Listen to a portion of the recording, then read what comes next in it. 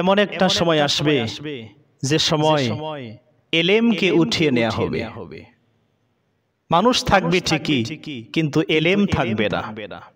ওই সময়টা কথা স্মরণ হলে মনে প্রচন্ড ভয় হয়, বেদনা লাগে। আহা, ওই সময় মানুষ কিভাবে দিন অতিবাহিত করবে?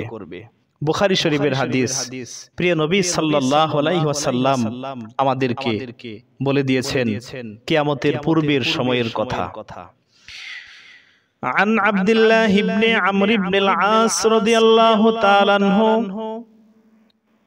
قال سمعت رسول الله صلى الله عليه وسلم يقول إن الله لا يقبض العلم انتزاعا ينتزعه من العباد ولكن يقبض العلم بقبض العلماء حتى إذا لم يبق عالما اتخذ الناس رؤوسا جهلا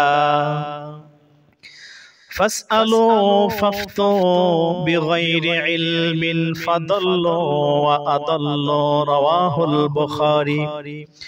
হযরতে আব্দুল্লাহ ইবনে আমর ইবনে আস রাদিয়াল্লাহু আনহু তিনি বলেন, রাসূল পাক সাল্লাল্লাহু আলাইহি ওয়াসাল্লামকে আমি বলতে শুনেছি, নিশ্চয়ই আল্লাহ রাব্বুল আলামিন বান্দার অন্তর থেকে ছো মেরে এলেম উঠিয়ে নেবেন না, বরং আলেম বান্দাদের মৃত্যু দেওয়ার মাধ্যমে আল্লাহ এলেম উঠিয়ে নেবেন। এমন একটা সময় আসবে যখন আর কোনো আলেম দুনিয়াতে অবশিষ্ট থাকবে না।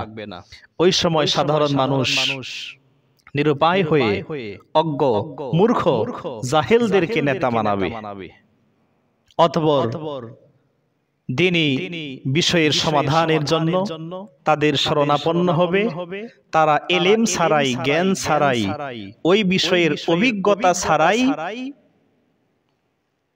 ফতোয়া দেওয়া শুরু করবে। মানুষ তাদের কাছে জানতে চাইবে মাসআলা, এলেমবিহীন অবস্থায় তারা ফতোয়া দেওয়া শুরু করবে।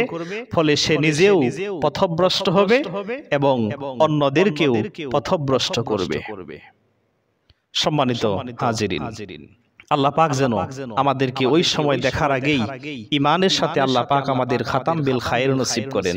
এজন্যই রাসূল করিম সাল্লাল্লাহু আলাইহি ওয়াসাল্লাম অপর একটি হাদিসে বলেছেন, عن عبد الله بن مسعود رضي الله تعالى عنه أنه قال قال لي رسول الله صلى الله عليه وسلم تعلموا العلم وعلموه الناس وتعلموا الفرائض وعلموها الناس وتعلموا القرآن وعلموه الناس فإني امرؤ مقبوض والعلم ينقبض ويجهر الفتن حتى اختلف في إثنان في فريدة لا يجدان أحدا يفصل بينهما رواه الدارمي।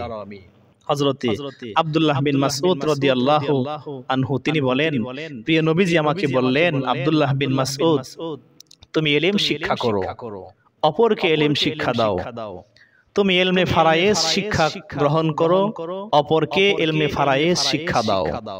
ইলমে ফারায়েজ হচ্ছে ওয়ারিসের সাথে সম্পৃক্ত এক প্রকারের ইলম। এটাকে ইলমের অর্ধেক বলা হয়। রাসূল বললেন, আব্দুল্লাহ বিন মাসউদ, তুমি কোরআন শিক্ষা করো, মানুষকে কোরআনের শিক্ষা দাও, কারণ এমন একটি সময় আসবে আমি রাসূল থাকব না। ওই সময় ইলম আস্তে আস্তে ইলম চলে যাবে, ইলম বিলুপ্ত হতে থাকবে। অতঃপর মানুষের মধ্যে, দুই ব্যক্তির মধ্যে ফরজ বিষয় নিয়ে ইখতিলাফ দেখা দেবে। তৃতীয় এমন ব্যক্তি খুঁজে পাওয়া যাবে না যে তার মীমাংসা প্রদান করবে। এজন্যই তো বলা হয় মাউতুল আলিমি মাউতুল আলাম, একজন আলেমের মৃত্যু তো গোটা জগতের মৃত্যু। আল্লাহ রাব্বুল আলামিন আমাদেরকে বেশি বেশি ইলম অর্জন করার, ইলম অন্তরে ধারণ করার, আউলিয়ায়ে কেরামগণের সহবতে থাকার তাদের কাছ থেকে ইলমে মারিফত শিখার, শরীয়ত শিখার তৌফিক দান করুক। আল্লাহুম্মা আমিন। আসসালামু আলাইকুম ওয়া রাহমাতুল্লাহি ওয়া বারাকাতুহু।